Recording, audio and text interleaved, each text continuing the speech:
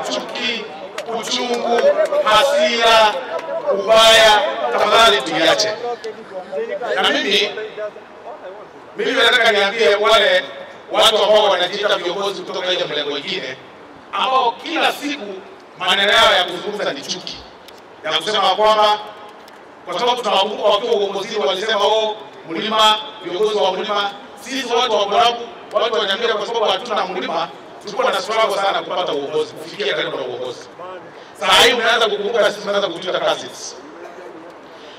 Lakini ndani ya hiyo term yako ya cousins, ile kitu ambayo mnafanya ni kuchochea. Last week mlichochea.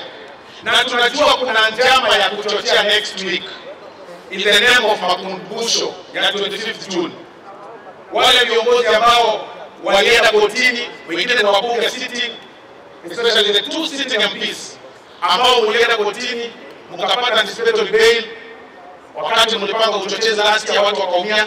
Sasa hivi nasikia mmejipanga tena kupanga uchochezi next week Nairobi, ati mseme ya kwamba wa Kenya sijui hao wachapane na hawa muibie watu maduka. Tunawaambia this time it will not be business as usual. Maneno ya kupanga vita, hawa watu wa Borabu wanajua vita ni kusema nini. Wanajua 2007 vile kulikuwa na wanajua watu wale waliumia. Na sisi kama hii jamii yote ya Gusii na Kenya, kwa sababu watu wetu wako Kenya mzima, tunaambia wale viongozi wa kupanga njama ya vita, tunawaambia shetani ashindwe. Wacha kufanya watu wengine vita. Watoto wetu wako kila mahali. Sasa mmepanga vita. Every day you are holding meetings kupanga juu next week. At Wednesday, tutakuwa na vita Nairobi. Mtazunguka Nairobi muibie watu maduka. Mtazunguka Nairobi muibie watu masimu zao. Mnatumika na ule mtu mmoja wa koti kubwa. Mnatumika na ule mtu mmoja ambaye hana heshima kwa mtu yote. Sasa ana invest in violence. Umekosa all channels ili imebaki ni violence. Unataka kuunleash militia. Tunakwambia we are watching you, and this time round you will not escape. Not a single individual is going to lose life because of you. Not a single individual is going to lose business because of you. Ile njama mmepanga next week, sisi hapa Borabu tunawaambia shetani afanye nini? Wasipange vita. Hata hapa sisi tuko na amani. Angalia, wananchi wako na amani, wanasikiza viongozi wote. Sisi nyinyi mko na amani. Ile kitu tunataka ni vita Kenya hii.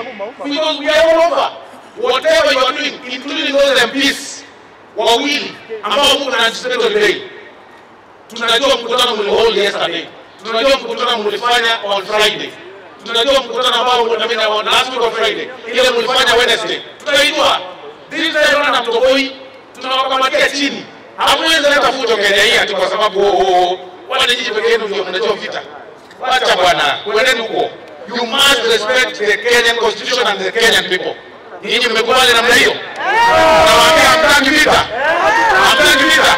Hatuwa next week. Ile kitu wamepanga next week Nairobi. Hatutaki sisi vita. Tumechoka kabisa. Hata vijana wamesoma wamechoka kutumika.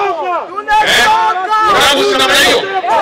Ya mwisho kabisa, nyinyi watu ya Borabu, leo tumechangia nyinyi na tumeleta salamu ambayo itapeanwa na speaker.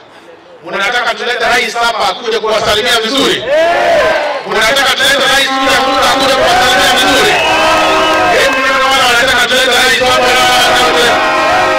Ndio mambo kukutana mlotele temo tumo raamwezi. Ale kama ndio. Mkoshwa. Speaker hajaona. Hebu nione wala wanasema tulete rais hapa.